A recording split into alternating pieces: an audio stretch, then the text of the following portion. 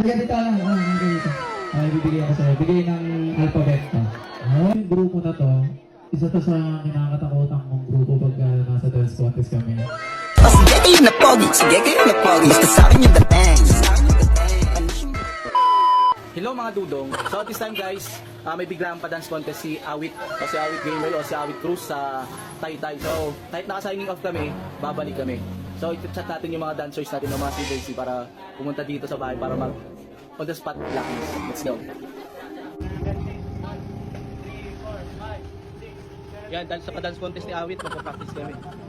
So bali nag-start kami ng practice 6 PM hanggang sa inabutan kami ng gabi kasi medyo nahirapan yung mga trains namin o mga bago namin sa mga adjustment.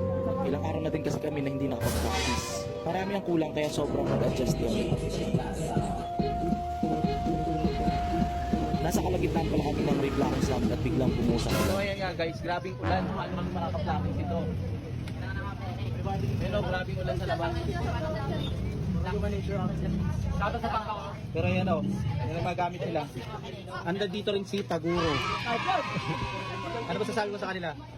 Lagi kayong mag-iingat. Kung lagi may tatandaan, ako pa rin ang phone. After mga 30 minutes siguro na ulan, nag-stop na ito. Kaya naisipan namin pumunta na sa venue kahit hindi pa tapos at doon na lang tatapusin. At baka kapag nagstay lang kami sa bahay, baka hindi kami tuluyang makasali. Kaya pinilit naming magbiyahe kahit umaambon pa. Ang swerte lang namin kasi pagdating namin sa Taytay Palengke, wala nang ulan. So ayun na nga, nakarating na kami sa palengke. Ayan, ang mga kabataan. Si Carl masyadong nagpapakyut sa camera. At maya maya din dumating na rin sina Kenji at si Ninang niya na nakamotor lang. At niyaya ko na rin silang sumakay ng jeep para makausad na rin kami, makarating na rin kami sa venue at makapag-practice na rin kami. Wait, wala na mamatay. At ayun na nga, siksikan sila sa loob.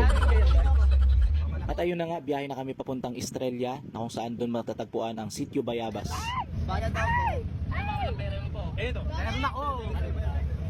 At sa wakas nakarating na kami sa Estrella. Ayan, nagsisibaba na yung mga bata.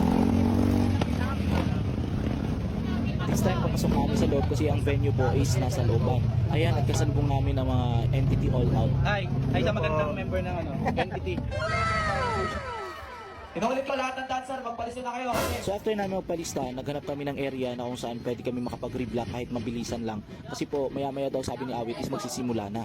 Timing lang guys, kasi pagkatapos namin mag-blockings, nagpatawag na po kaagad si Awit na magbubunutan na daw at ang nabunot namin is number 2. Kaya yan, agad-agad ko silang pinabilis, nag-makeup na sila at nag-ayos ng kanilang mga sarili. Ayoko nga sana tanggapin eh. Ingay mo, Carl.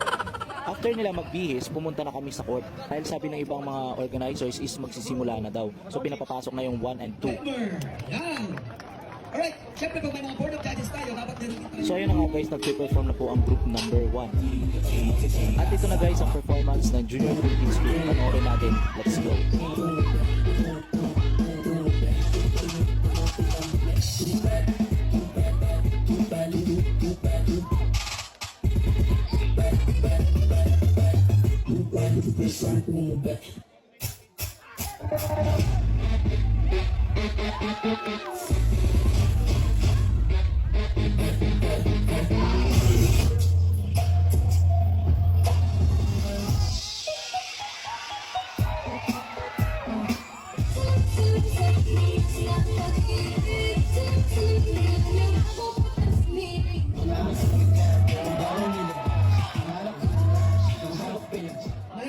Grabe, nasa pagpapiti ka na. 9 years old, pero parang siya yung tumata yung leader ng grupo. Palakpakan natin itong bata na. Pwede yung mga bata ko, ganyan din ako. Soli na ba yung cellphone?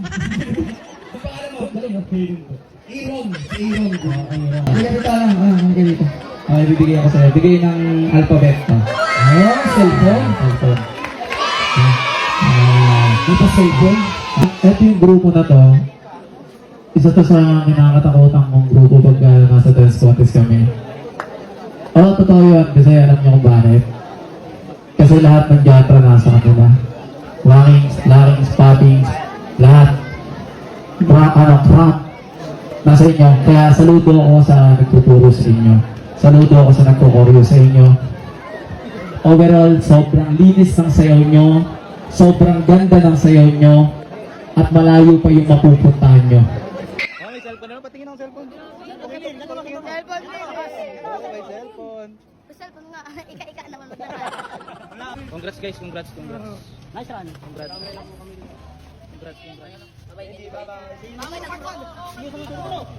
So after ng performance, umuwi na kaagad si Kenji kasi po kinabukasan maaga pang call time nila para sa kanilang taping. Kami naman pumunta ng 7-Eleven kasi may nagsabing manlilibre daw. Kaya salamat. After namin mag 7-Eleven, pumunta na kami ng court para magantay ng awarding. Kaya nga guys, fourth runner up po tayo.